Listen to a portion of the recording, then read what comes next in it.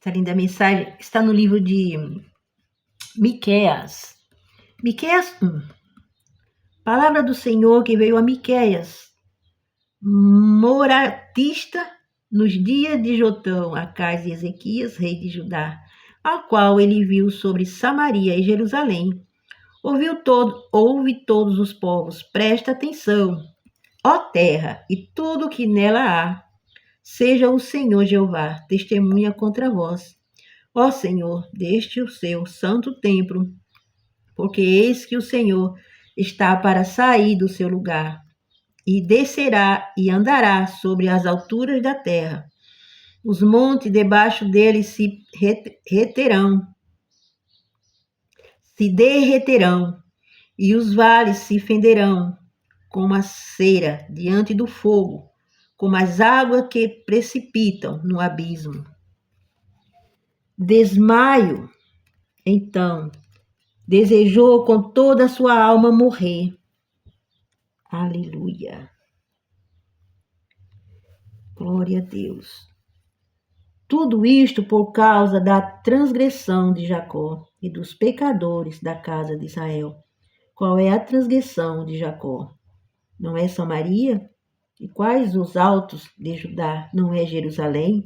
Por isso farei de Samaria um montão de pedras do campo, uma terra de plantar vinhos, e farei rolar as suas pedras no vale, e descobrirei os seus fundamentos, e todas as suas imagens de escultura serão despedaçadas, todas as suas ofertas serão queimadas pelo fogo, e de todos os seus ídolos eu farei uma assolação, porque nela e pela paga de prostituta os ajuntou, e para a paga de prostituta voltarão.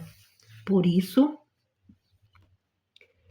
lamentarei e gemerei, andarei despojado e nu, farei lamentação como de chacais, e pranto como de avestruzes, porque a sua carga é incurável, porque chegou até a Judá, estendeu-se até a porta do meu povo, até Jerusalém. Não os anuncieis em Gate, nem choreis muito. Revolvei-te no pó, na casa de Afra. Passa o morador de Sefi, em vergonhosa nudez, e moradora de Zoar. Não saiu o pranto de Bet-Esel. Tirará de vós a sua prostituição, porque a moradora de Morate lhe fez bem, porque desceu do Senhor o mal até a porta de Jerusalém. Aleluia, até aqui. Então, a mensagem de Miqueias. Aqui no 4 ele diz: os montes debaixo dele se derreterão, e os vales se fenderão como a cera diante do fogo, como as águas que se precipitam no abismo. Ele diz: o grande dia do Senhor virá. Então, como ele anuncia que o grande dia, são várias passagens da Bíblia que diz: o grande dia do Senhor está próximo. E porque ele faz questão de nos lembrar, nos alertar todos os dias, todas as horas, que ele virá, está próximo, para que o homem se apresse, na sua decisão de se voltar para os caminhos do Senhor, pedir perdão e se aproximar de Deus e ter vida com Ele. Porque ele diz: o meu dia está chegando. E também os mensageiros, porque ele diz: ide e pregai o evangelho para todas as criaturas. E é preciso o homem se apressar. O homem está em folga, está em descanso. Quantos homens de Deus, missionários e missionárias, estão em descanso, estão de férias, estão em folga? E esta passagem de férias, folga e descanso é muito perigoso, porque nos alerta todos os dias: eu estou voltando. Qual é o seu trabalho? Quantas almas você já apresentou a mim? Ou vai apresentar na grande volta de Cristo? Naquele grande dia, ele perguntar para você: suas mãos estão cheias ou estão vazias? Por isso é importante. Na minha caminhada, há uns 15 anos atrás, eu estava numa congregação e eu me apresentei como voluntária com as obreiras, Eu não era obreira ainda, mas havia uma necessidade de ter alguém na seara. Eu me apresentei e naquela semana eu passei aí, né, com aquelas missionárias, aquelas obreiras da igreja, visitar. E naquele dia ela pegou seu caderno e tinha 11 famílias a ser visitado. Pessoas de igreja e pessoas que pediam orações. Então saímos, eu e ela, e eu cheguei para uma delas não, era só duas, eu e ela. E eu falei para ela, olha mulher, tu não precisa trabalhar não, hoje eu vou te dar, Deus vai te dar folga, deixa que eu trabalho, que eu estava afoita para trabalhar. E a gente entrou naquelas 11 casas e ela ficou só observando. Então, quando terminamos a nossa seara, no meio do caminho, ela disse, mulher, eu estou de boca aberta. Realmente, como você trabalha. Como Deus trabalha na sua vida ao entrar nos lares. E ela ficou alegre porque agora ela tinha uma companheira para fazer a obra. Mas onde eu quero chegar com o meu testemunho? Nessa época, eu não bebia água. Você sabe, o homem que não bebe água, ele vai morrer. Dia menos dias, ele vai morrer.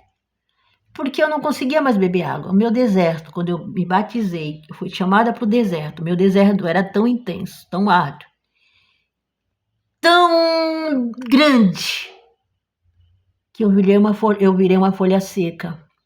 Eu não bebia água, não conseguia beber um gole de água, um copo de água com 2 dedos. Uma já era o suficiente para desistir. Então, naquele dia, e tinha mais umas, né, umas pendências do deserto. Nesta época já me faltava tudo, já me faltava o dinheiro, já me faltava provisão para minha casa. E eu, como eu vou amanhã fazer esta obra, se está me faltando provisão? Todas as áreas. Mas eu não olhei para o que me faltava, irmãos. Eu estava na prontidão de trabalhar na seara e ali a gente foi. Então, quando eu cheguei em casa, a gente saiu na faixa de umas 8h30, 9 horas, e quando eu cheguei já eram umas 11 horas da manhã. E quando eu cheguei já tinha tudo preparado, né? Teve uma pessoa que chegou para mim na minha casa e disse, olha, eu já preparei o café, já é só tomar, comer.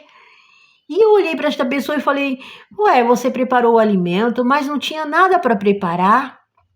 Como você preparou? Aí a pessoa respondeu para mim, eu não sei. Eu fui ao banco, eu sabia que eu não tinha nada no banco, porque o meu salário tinha acabado. Eu fui no banco e lá tinha 23 reais. Isso há 15 anos atrás. Tinha 23 reais. E eu passei no mercado, na padaria, e fiz esse café. E ali eu fiquei, né, lembrando, meditando o Salmo 23, né, a provisão. E antes de tomar o café, eu estava sedenta. Estava queimando de suor, sol quente. Eram umas 11 da manhã. E ali eu abri a geladeira e peguei água. Mas eu estava assim, sabe, irmão, desapercebida. Eu estava sentindo sede, mas eu não sabia que eu não podia mais beber água, porque eu não tinha como beber, porque não conseguia beber água. E aí, mas eu esqueci disso, peguei a garrafa d'água, pus 2 copos de água, bebi, pus 3 copos e bebi. No terceiro copo, eu percebi que eu tinha sido curada. Eu tinha sido curada ali, depois daquele episódio, daquela seara que eu participei com aquela obreira, que eu passei a beber água. Eu fui curada e até hoje, irmãos, eu bebo um copo de água atrás do outro, se assim eu quiser. Não tenho limite de água para beber. Mas você sabe, indo para outra parte do testemunho, você sabe o que é você não conseguir mais beber água? Que o homem, quando ele não tem condições de beber mais água, a morte é certa. Porque todo organismo, nós sabemos que precisamos de 3 litros de água no corpo para sobreviver todos os dias. Eu não conseguia meio copo. E aí ficou esse grande relato, esse grande testemunho. Mas quando eu saí para evangelizar, para fazer orações e visitar a necessidade do povo lá naquela região onde eu me encontrava, eu não saí orando, eu não saí pedindo, eu não falei nada, simplesmente eu disse, eu quero ir para a seara. E ali fui. Então Deus também fala na sua infinita misericórdia. E muitos cristãos dizem: Deus não fica devendo nada para ninguém. Quando você semeia no reino de Deus, automaticamente a devolução é certa. Não importa quanto você semeou. Naquela oportunidade foram 11 casas que eu entrei. Colhi a necessidade dos irmãos, fiz orações, trabalhei para o Senhor. E ali ele me deu meu pagamento. Ele preparou um belo café da manhã, porque eu não tinha provisão. O deserto era intenso, que eu achava que eu iria perecer, porque não podia mais beber água e não tinha muito o que gastar. E aí, eu fui presenteada com este milagre. Então, por que esse testemunho? Deus fez questão de me trazer à memória. Porque tem homens e mulheres de Deus que só trabalham voluntariamente. É raro. Só trabalham com condições. Eu só vou naquele bairro, vou naquele destino ali, se eu for de Uber. Ou se o irmão da igreja me levar de carro. Ou se eu tiver uma bela quantia para comer fora. Olha, irmão, se você tiver com esse pensamento, desista. Desista. Porque Deus não faz barganha com ninguém. Deus não é Deus de barganha. Olha, Senhor, eu vou, tá bom, eu vou obedecer ao Senhor, mas eu só vou se o Senhor me der uma bela compra de supermercado no valor de 2.000, 3.000 reais. Não, ele não trabalha com essa barganha. Ele trabalha com o voluntário. É voluntariamente. Você se levante e diz: eu vou fazer. Eu vou plantar no reino do Senhor.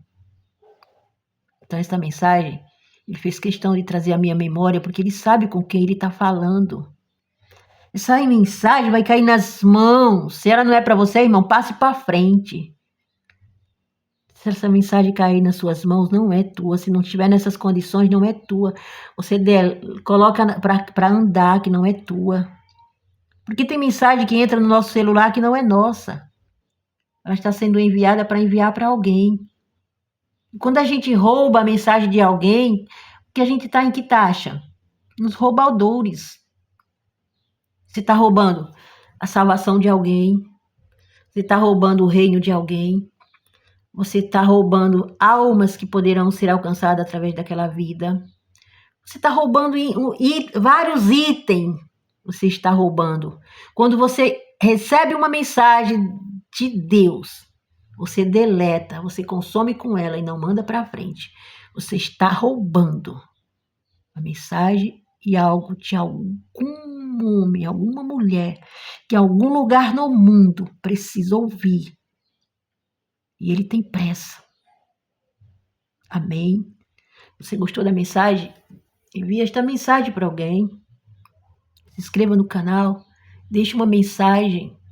Diga de onde você ouve esta linda mensagem. É importante o seu relato. De onde, que lugar você foi alcançado. Aonde esta pregação chega. Se é no Brasil ou fora do Brasil, ou se é em outro estado. É importante. Amém. Até a próxima.